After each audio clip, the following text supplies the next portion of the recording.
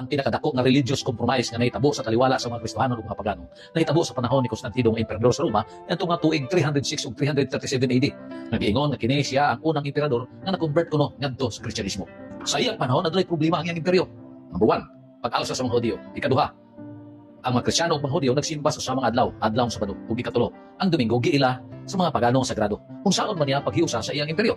Niadtong Marso City 321 AD, naghimo siya sa kadekreto usa ka balahon ug mao kini ang unang pag-ila sa pagbantay sa adlawng Domingo. Naun sa pagkahitabo ang religious compromise. Nakagutan ni Constantino kung magpadayon pagsimba ang mga Kristiyano sa ilang Dios ilalom sa kondisyon nga sa Domingo na ug dili na sa Sabado. Ug ang mga Kristiyano usab misugot na bahalag Sunday o Domingo basta gawas mo na sila sa pagsimba sa ilang buhi nga Dios. Dinhi nagsugod ang pagsimba sa adlaw ng Domingo. Ang mga Pilipino nisunod sa Domingo sa diha nga kini nasakop sa mga Kastila pagkanhi dinhi ni Bajilan gikan sa Spain. Madadtong panahon nasakop sa Roman Empire. Dinhi mo makita kung kano sa nisulpot ang pagbantay sa Domingo. Usa ka dakong bakak ug dili tinuod ang pagsulti sa mga butang sa panahon kuno ni Emperador Constantino na ako noy nahitabo nga kompromiso o pag-compromise sa gitawag og faith nga gipanguluhan ni ining maong gitawag og emperador. Kini nga klase nga pamahayag nagapunting kana o nagapasabot kana nga ang namahayag wala masayod sa detalye sa kasaysayan sa panahon sa nahitabo ni Constantino ug sa mga Kristiyano sa ikatulo ug ikaapat ka gitawag og siglo. Nga naman kung maingon siya nga naay dako nga tawag ining pagkompromiso nagihimo sa Constantino sa iyahang gitawag og panahon usa ka na ka supak sa lohika ug supak sa realidad sa panahon nga nag-reign si Constantino isip emperador sa gitawag og Roma. Nga naman si Constantino sa kanang panahon siya ang sole emperor sa west ug sa gitawag og east kay napildi naman niya si Emperor Maxentius nga iyaharap ng agaw nga gustong ilugon ang tawag ining Rome pero wala man mudaog, wala magbadaogon si Emperor Maxentius. Mao na nga sa kanang panahon ni Constantino ang sole emperor sa Rome, sa Roman Empire kaniadto usa lang kabuok. Sa practice man gud sa mga Romano is naagyon na lahi gyud na after Emperor Diocletian, lahi na ang emperor sa east, lahi po ang emperor sa west. So buti pasabot, powerful kaayo si Constantino at the time. Og imposible nga maghimo sa pag-compromise sa iyahang baruganan isip usa ka pagano sa usa lamang kagitawag og minority. Ang mga Kristiyano ana nga panahon is was minority sila ana nga panahon kay ang population sa Roman Empire at the time ni Constantino mga around not less than 45 million hangtod sa gitawag og 65 million. Unya ang mga Kristiyano at the time niabot lang sila og siguro dili lagpas sa 2 million. So buti pasabot usa ka binuang ang pangunahuna nga ang emperador mo kompromiso sa iyang baruganan para lang sa minority. Binuang na. Dili pwede nga ang tawag ining emperador mo kompromiso sa gitawag og minority nga minor nga gitawag og community. Iyahagi ng pug-on, iyahagi ng birahon. So, unsa may reason nga nang i-compromise ang iyang stand para lang sa minority? Ingon pa niya sa tong higala nga tawag ining pastoy sa Seventh-day Adventist nga naa daw ko ni nahitabo nga revolt ang mga Hudyo sa panahon sa pagreign ni Constantino isip usa ka emperador. Sayop nga naman kay nahitabo ang revolt after nga tawag ining nakonkir ni Constantino ang east after niya napildi si Emperor Maxentius. Nahitabo nga naay gitawag og Jewish revolt against sa gitawag og Roman Empire, hindi na to i-appeal ang before 3rd century, before Constantine. Nahitabo nga na Jewish revolt sa panahon ni adtong 351 to 352 AD sa pag-reign ni Emperor Constantius Gallius nga bayaw ni Constantius II nga anak ni Constantino. And at this time, patay na si Constantino. Kay ang year na hitabo ito, akong yung ganina, 351 to 352 AD. Namatay si Constantino, 37 AD. 16 years nang nilabay. Kapatay si Constantino, diha pa nahitabo ang Jewish revolt. So, kanang issue nga decree ni Constantino nga sumala pa niya pagkompromiso sa gitawag og pagtuo para sa gitawag minority, usa na kanakadakong bakak nganuman nahitabo ko na sa revolusyon, usa ka nakadakong bakak nganuman 321 gi issue ang decree unya pagkahuman ang revolt nahitabo ni adtong 351 352. So usa naka-influence kang tawag ni Constantino para usbuna nga ang revolt nahitabo man sa panahon sa ni Emperor Constantius Gallius. So usa lang ganda kong bakak sa pagpamahayag nga nahitabo ang tawag ini nga pagkompromiso tungod kay na revolt. Magbasa lagi kasaysayan lagi di lagi kay chismis lang ang ihatag ba. Lain pang punto ingon pa niya ni kompromiso kuno si Constantino kay at that time daw ang mga tawag ining mga Hudyo ug mga Kristiyano naa daw kunoy same practice sa adlaw nga pagsimba maunang adlaw nga Sabado. Sumala pa niya. O siya kabantay nga bisan gani ang Biblia 200-300 years before Constantine na anay pamulong ang balaang kasulatan nga ang una mga Kristiyano kaniadto ang adlaw sa ilang pagsimba adlaw Domingo. St. Matthew chapter 28 verse 1, 9, and 16. Adlong Domingo gisimba sa mga apostoles si Kristo. Acts chapter 20 verse 7, adlong Domingo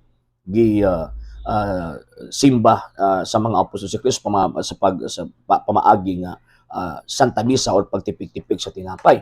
1 Corinto kapitulo 16 bersikulo 2, adlong Domingo gihapon. Revelation chapter 1 verse 10, adlong Domingo gihapon.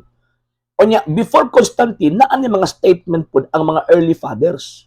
Ang buti pasabot ka itong mga early Christians after the time of the apostles. For example, sa Didache, na usa sa pinakaraan nga dokumento sa mga Kristiyano kaniadto nga ilang gisulatan para sa pagtudlo, may tungod silang disiplina, may tungod sa ilahang gitawag doktrina, mo nang gisulti. But every Lord's Day, Sunday, gather yourselves together and break bread and give thanksgiving, and after having confessed your transgression, that your sacrifice may be pure, but let no one that is at variance with his fellow come together with you until they be reconciled, that your sacrifice may not be profaned. Ano saan nagisulti? AD 70. So naanay paghisgot sa adlong Domingo after the apostles, katapusang namatay nga mga apostol St. John man, kini pasok pagani ni sa Apostolic Times is 99 AD man namatay pagkahuman kini gisulat ang Didache mga around 70. So napay influence gyud ang mga apostoles ni ining maong gitawag og dokumento. Then after sa AD 70 gisundan pa pod katong kini gitawag letter of Barnabas. So ingon din we keep the 8th day or Sunday with joyfulness, the day also in which Jesus rose again from the dead. 74 AD. Pag-abot na po sa 110, Saint Ignatius of Antioch, sulat niya dito sa Magnesians chapter 8, ingon, those who were brought up in the ancient order of things, or the Jews, have come to the possession of new hope, no longer observing the Sabbath, but living in the observance of the Lord's Day. 110 AD. Sunod, St. Justin the Martyr around 155 AD. But Sunday is the day on which we all hold our commonly assembly because it is the first day on which God, having wrought and changed darkness and matter, made the world, and Jesus Christ our Savior on the same day rose from the dead. Domingo gihapon, magtigom sila. Magtigom sila sa ilang common assembly. Sulat niya sa First Apology, chapter 67, AD 155. Okay. Kini nga to ang tawag ini nga ipang quote is mo nitong mga dokumento sa mga early Christians before kang Constantine. Kasi Constantine nag-reign siya mga around 306 kung wala ko masayo. 306 to 337. So kini nga to mga dokumentong pagtutloon but pasabot ini wala pa sa Constantino. Okay. Ya para di kalusot nilang argumento nga diha na ni gawas ang adlong Domingo sa pagsimba sa panahon ng Constantino. Mamanay lang tawag kining chismis. Okay. Another document mga around AD 225. So nag-quote ng document 70 AD, gawa sa Biblia ha.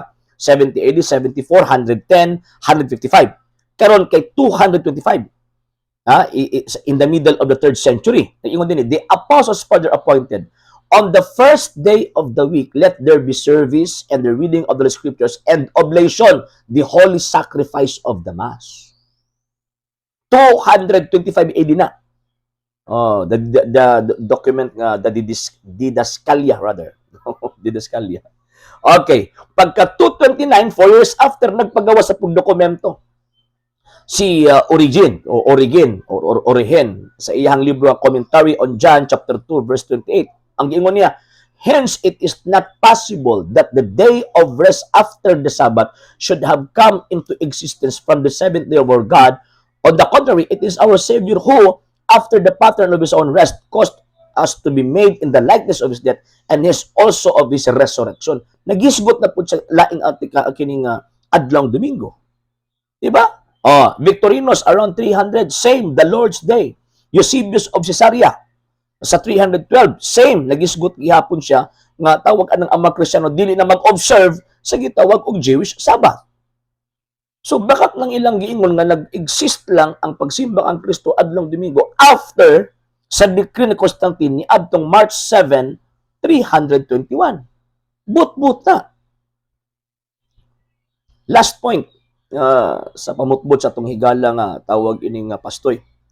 Ingon pa niya, nagbibog daw ko si Constantino sa kana daw nga panahon na ang mga Kristiyano o mga Hudyo nagsimba daw sa tawag anang sa Ginoong Dios sa same day anang adlaw igpapahulay. Niya siya syempre kay pagano daw siya so para tawag anang iyang iyahoom ang pagtuon niya sa gitawag og mga Kristiyano nga gisulti niya mga Kristiyano nga sige tugutan ta mo sa pagsimba sa inyong Diyos, tawag ining publicly, basta ang inyong kuan Domingo kay para sa mga pagano, importante ng Domingo. Kay mauna ang adlaw sa tawag ining Diyos nga si Sol Invictus. Ang tubag na to ana, mali, but, baka. Nga naman, number 1, ang mga pagano, particularly ang relihiyon na gigunita ni Emperor Constantino, walay gideklara nga official day of worship. Ang tanang adlaw sa simana gipangalan kana nila sa Dios, sa ilang mga Diyos. Kay para in honor sa ilang mga gahom nga Dios, dili tungod kay gitagaan ng importansya kanang maong gitawag og mga adlaw. And at the same time, mga sir, mga even gani ang tawag ini nga Saturday. Kanang ginadepensaan sa mga sabadiha, kining mga Seventh-day Adventist, ang Saturday ang sa Latin word na Dies Saturni. Yon. The day of Saturn, ilang Diyos nga si Saturno. Di lang kay tawag ining Dies Solis, Dies Solis rather. Dies Solis. And that refers to the tawag ining Domingo. Dili lang kay kana tanang mga adlaw. Gipangalan kana sa ilahang gitawag mga Diyos kay wala pa may Lunes, Miyerkules, wala pa man late naman na ang kana ang mga term Lunes, Miyerkules, Huwebes, Biyernes, Sabado, Domingo. Yun. Late na siya. So kana nga mga pangalan sa ilang adlaw kaniadto, ilan lang gipangalan sa ilang gitawag mga Diyos. Pero nungka nga naa sila gideklara nga bag-o or tawag ining gideklara nga kanang adlaw nga kung diin kanang adlaw mao na ang ilahang day of worship. Wala sila official declaration. So, unsay purpose? Nga moingon sila nga importante sa mga adlong Domingo nga ang tanang adlaw importante man para sa mga gitawag og mga pagano. So katong ilang giingon nga para isulod ilang unahon na kay sa tawag ano mga Kristiyano, ikanong adlong Domingo is mao na ang adlaw ilang simba. Wrong, mali. Ilahan kayo nga wa nagbasa og kasaysayan ng pastuya. Ilan kayo. Okay.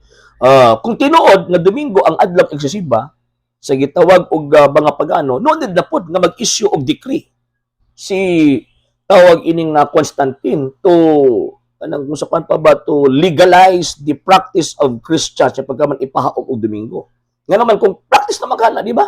Mo magkana ang ilahang regular or a special day para sa pagsimba nila sa ilahang Dios. Unsay purpose sa decree? Unya kini nga decree dili ni siya tawag ining religious decree kung dili usan ni siya kagitawag og civil decree. Way kalabutan sa relihiyon.